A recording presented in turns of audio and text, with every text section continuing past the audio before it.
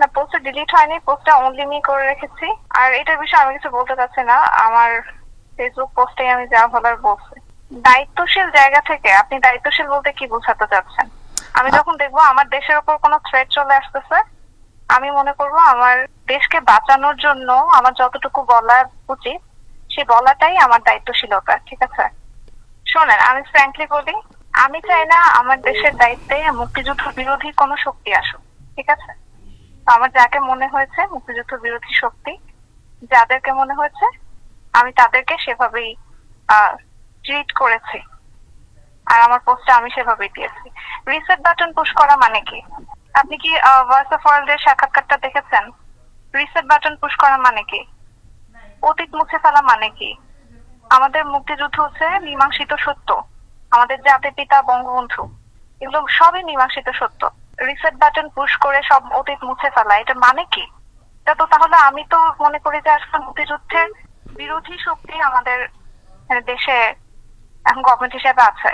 তো আমি আমি আমার মনে হয়েছে যে আমার দায়িত্বশীল জায়গা এটাই, যে আমার দেশকে বাঁচাতে হবে। এর জন্য আমার পক্ষ থেকে যতটুকু বলা, আমি একজন সাধারণ মানুষ, সাধারণ মানুষ হিসেবে আমার যতটুকু বলা, আমি যদি এই পজিশনে নাও থাকতাম আমি এটা সেম পোস্টে দিতাম, ঠিক আছে?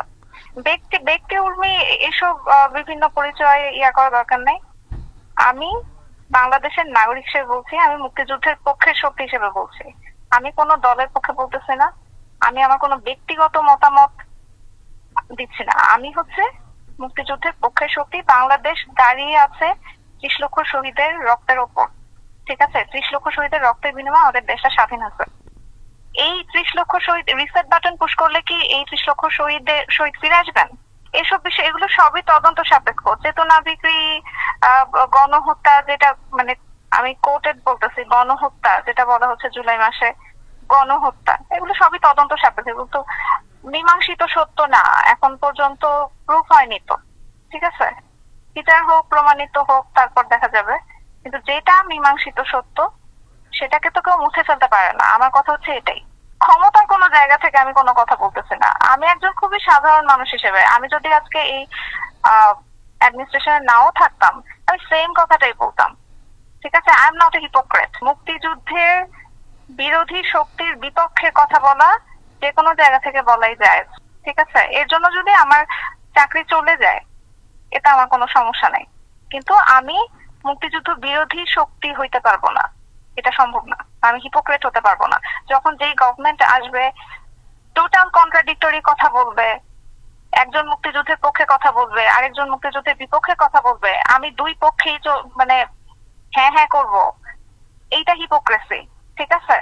দুটা টোটাল কন্ট্রাডিক্টরি মতে আমি দুটাতেই একমত পোষণ করা, এটা হচ্ছে হিপোক্রেসি। বল, আমি সবসময় একটা কথাই বলবো, আমি মুক্তিযুদ্ধের পক্ষের শক্তি এবং পক্ষের শক্তি হিসেবে যেভাবে কথা বলতে হয় আমি সেটাই বলবো। আমি যদি আমার সামনে দেখি কেউ মুক্তিযুদ্ধকে মুছে ফেলতে চায় আমি তার বিপক্ষে কথা বলবো। এটা আমি সাধারণ নাগরিকই হই আর কোনো অ্যাডমিনিস্ট্রেশনের অফিসারই হই, যেখানেই থাকে, আমি যদি দেশের বাইরেও থাকি তখনও বলবো। আমি কিভাবে বুঝতে পারছি মানে এটা এটা তো আসলে প্রশ্ন না, আপনি কনভারসেশন দেখলেই তো বুঝতে পারবেন, ঠিক আছে? কনভারসেশন দেখলে বুঝতে পারবেন কোন প্রশ্নের উত্তরে কোন অ্যান্সার। এরপরে যদি ভাঙায় বলা লাগে তাহলে তো আসলে কিছু করার নাই, সবকিছু ভেঙে ওয়ার্ড দিয়ে সব কি বলো এক্সপ্রেস করা যায় না। এটাই কি বলেন তো, অনলিমি করার কি একটাই কারণ থাকতে পারে? আপনি বলেন পারে কেন করেছে, দ্যাটস নট রেলিভেন্ট। এখানে কারো দোষর কারো কিছু না। আমি মুক্তিযুদ্ধের পক্ষের শক্তি, এখন মুক্তিযুদ্ধের পক্ষের শক্তি বললে যদি আপনারা বা কেউ যদি এভাবে জাজ করে আমার কিছু করার নাই। আমি আমি অলওয়েজ বলবো মুক্তিযুদ্ধের পক্ষে শক্তি। মুক্তিযুদ্ধকে আমি যদি একটা থ্রেটেনিং পর্যায়ে দেখি, কেউ থ্রেট হিসেবে দাঁড়িয়ে যাচ্ছে, মুক্তিযুদ্ধ ইতিহাস মুছে ফেলতে চায়, জাতির পিতাকে মুছে ফেলতে চায়, জাতির পিতার অবদান অস্বীকার করতে চায়, 15ই আগস্ট অস্বীকার করতে চায়, ধানমন্ডি 32 নম্বর অস্বীকার করতে চায়, পুড়িয়ে ফেলতে চায়, আমি তাদের বিরুদ্ধে কথা বলবো। আমি যেই জায়গায় থাকি না কেন, এখানে তো কারো দোষর এই ইয়াগুলো আসবে কেন? মানুষের কি মাথায় বুদ্ধি নাই নাকি? এখানে বঙ্গবন্ধু কোনো আওয়ামী লীগের বঙ্গবন্ধু কোনো আওয়ামী লীগের নেতা না, বঙ্গবন্ধু হচ্ছে সারা বাংলাদেশের মানুষের নেতা। জয় বাংলা হচ্ছে সারা বাংলাদেশের মানুষের স্লোগান, ঠিক আছে? এটা মুক্তিযুদ্ধের সময় স্লোগান, এটা বাঙালির স্লোগান।